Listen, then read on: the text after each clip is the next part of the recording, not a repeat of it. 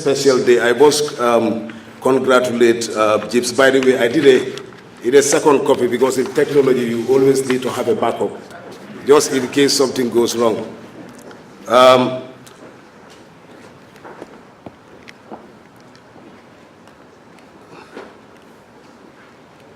Okay, I wanted to talk about 4 key areas, and each point I wanted to spend only 5 minutes, but I think I'll have to look at my timing. Just to give a bit of introduction, the evolution of payments, the payment revolution 2017 and beyond, and then all the myths and realities that people always talk about when it comes to technology, particularly FinTechs, how they deal with banks. And then give a conclusion on some of the key things that as stakeholders we need to keep in mind.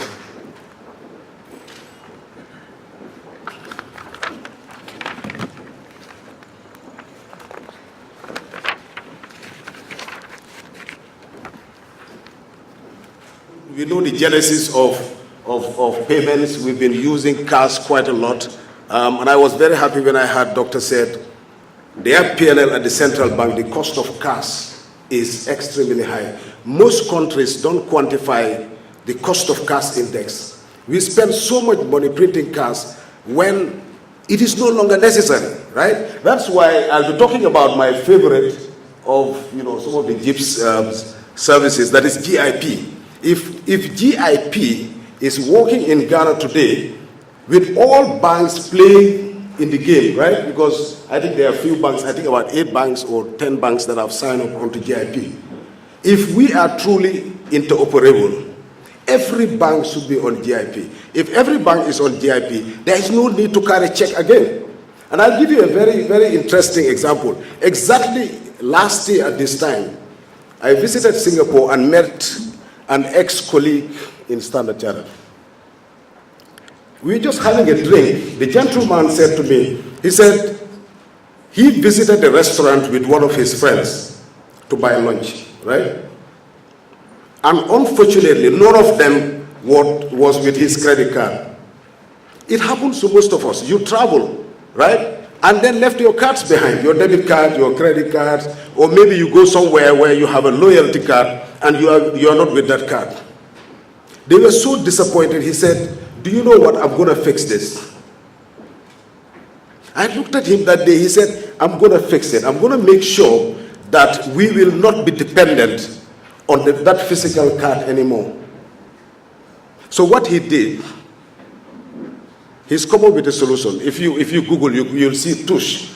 He came up with a device. It's just like a POS terminal. Very highly sensitive sensors. So that device today, all you need to do is to register all your cards, your credit cards, your debit cards, your loyalty cards, whatever card you have onto that device. They are making so many devices that will be distributed across all restaurants, hotels, and anywhere. Therefore, anywhere that you visit, you don't have to carry your cards. You just press your finger or a particular sensor, it will detect your details and you pay and go. So which means your funds are part of your blood system. You no longer need to carry those physical cards. That's why what I believe, in this era, that's why 2020 and beyond, we really don't have a choice. The world is moving to a level where it is a question of what do people want? How convenient do you want to be? That is the most important thing. So everything that is done starts with the customers and ends with the customer. So that customer centricity is the most important thing. And I think, conscious of time, I think the coming of GhIPSS really helped, right? I've worked with GhIPSS for some time when we were developing the national payment strategy together with the Bank of Ghana. And if you look at the foundations that have been built by GhIPSS, as a country, I think what we need is to build on top of that. If you're building a house, all you need, get a very solid foundation. And I think we owe to GhIPSS and Bank of Ghana a big thank you. Sometimes when things are working so well, we forgot to say thank you. Unless you find things falling apart, you really understand the importance of the role that they play. The RTGS system, the switch, all the solutions these are the backbone of the funds that move across the country. So if they're working, we never heard of a major failure in the country. I've never heard of that, right? So that means something is going on well, right?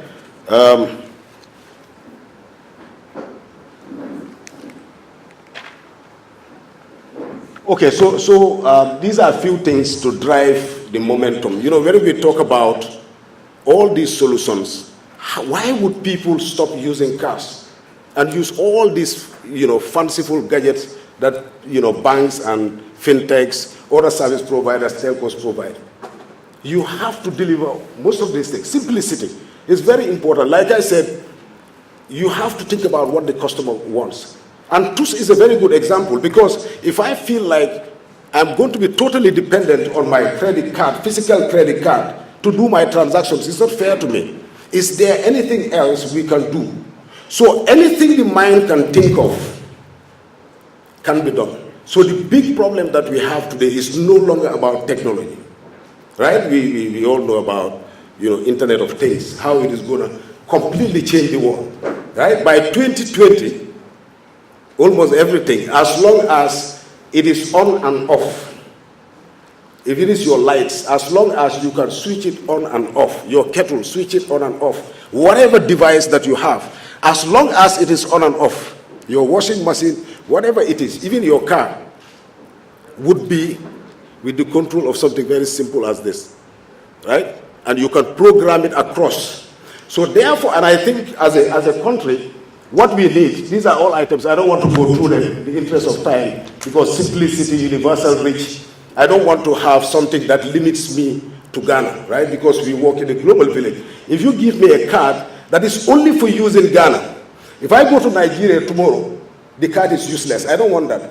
Give me something that I can use anywhere I go. That's why most people prefer to use, you know, Visa card, right? I can use it in any other country.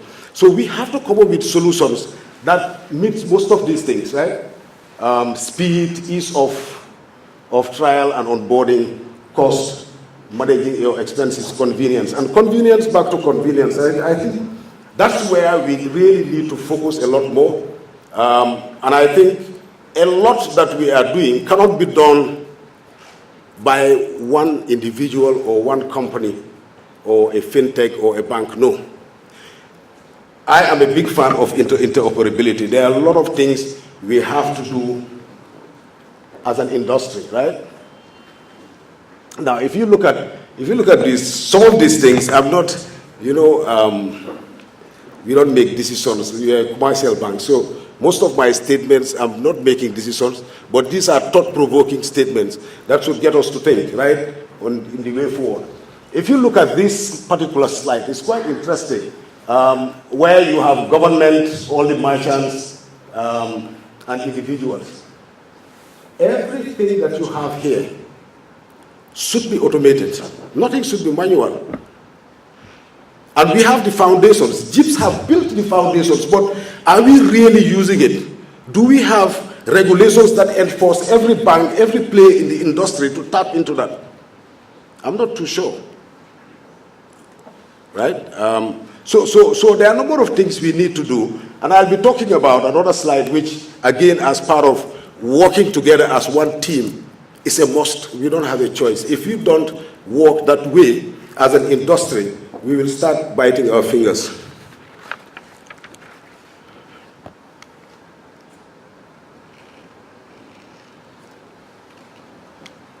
Now, if you look at these fundamentals that I put there, this is what drives payments globally, right? And clearly, Ghana is not an exception. So we have to make sure that we worked on developing this as well. Merchants, right? We talked about POS terminals. We have to have POS terminals. The question is the how, right? That's why, again, it's a question of scale, and I will be talking about that.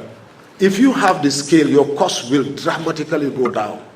But if we want to play as individuals, we will not have scale. And cost will always be high. Today, the cost, the electronic cost in Ghana is very high relative to so many other countries. Why? Because of scale. We don't have that scale, and we need to work on that. So quite a number of points that these are key in the global industry, and I think almost all of them are quite applicable to Ghana as well.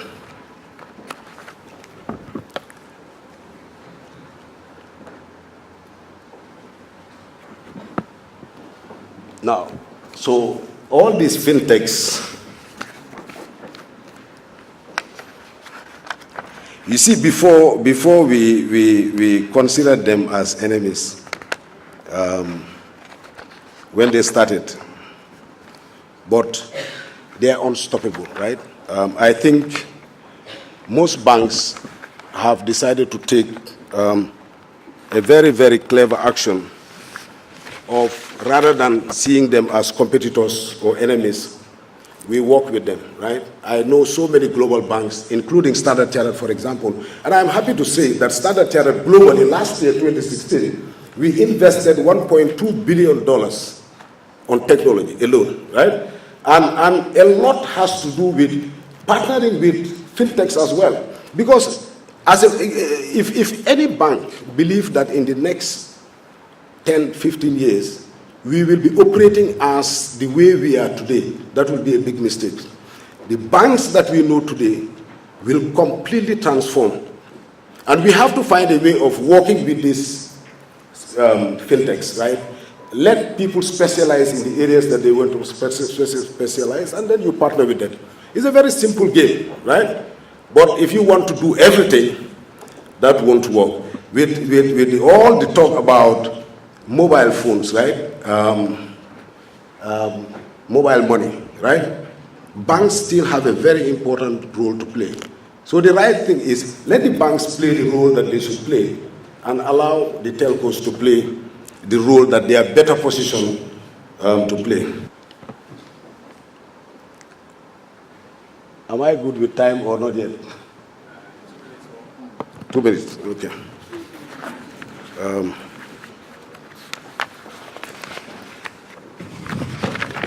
Now back to the FinTechs. I think if you look at the number of FinTechs today, right? The number of registered FinTechs companies worldwide is over 1,000 FinTechs companies. And look at that, as of 2016, we were talking about 19 billion, right? Today that has gone up to $105 billion. That is what people are investing in FinTechs. And the value of these FinTech companies is over $867 billion. These are serious players, and they're into all sorts of things. And most times they fail. They don't work, right? 3 weeks ago, right? I think 3 weeks ago, I attended a particular conference, a technology conference, and we had the privilege of visiting an incubator. Unbelievable. Do you know what those guys are working on? They're working on a simple device today. It's very similar to POS terminal. That would offer almost all the services that you can get from any branch. So if you're talking about financial inclusion, you can just have that device and give it to a very small shopkeeper that sells maybe some vegetables or whatever, can be a bank. That device can connect to your core banking system. So if you deposit money to that shopkeeper, it automatically credits your account. And you can do withdrawals as well. And it's in the incubator right now. In the next few months, it will be a product that they offer. So this wall is exploding. So people have to be very, very, very well prepared to benefit from that. Now, this issue of trust being a digital currency, I'm sure most of you heard about it. It was something that I wanted to spend time to talk about. But I think as we develop these solutions, it is very important, right? There is so much data today. If I look at GhIPSS, for example, how much data passes through GhIPSS? Are they making good use of that data? Probably the answer is no. Have we thought of building data integration layers that tells us so many things? There are so many things that happen. Every morning you see people, driving from here, there. People are in different buses going to different areas. That traffic alone is data that we can mine and come up with very interesting solutions to help people. But we are not using data yet. But the use of personal data, this is value. So we need to think about that as well. Now, big animal, right? How many people have heard of this in the last few weeks? In the last few weeks, right? I think so many people were worried. Huh? Malware, yeah? We worked very hard. We had to make sure that we protect our systems, run patches, and do all sorts of things. And I think this is where, as an industry, we need to work collectively. In some countries, they've done that. In the UK, we're a member of so many banks that work together to fight this crime. Individually, you can't. When something happens, you run through your own area, you did certain things. If something goes wrong in the UK, I might know quickly because we have, we're headquartered in the UK and we are a member of that. It's more like a security council, so to speak, right? Of all banks that share intelligence when it comes to this sort of cyber crime. I might have solutions and implement it for Standard Chartered, but hey, I am part of an industry. So we have to have something similar within Ghana to see how best we can work together to protect this market. This is an area that has exploded in 2016 to $1 billion. Cyber crimes alone. So this year is going to be more because this one hit so many areas and very critical companies. If they have access to your server or your critical files, you don't have a choice. God forbid, if they were to hit our RTGS, what would happen to us as a nation? We can't allow that, right?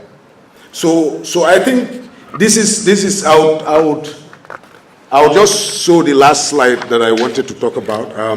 Few things that we will leave to the policymakers. I know there's a very clear strategy you're working on, but accelerating the implementation of the 2014 strategy is very important and urgent. But as we build solutions in this industry, we need to be mindful of these points.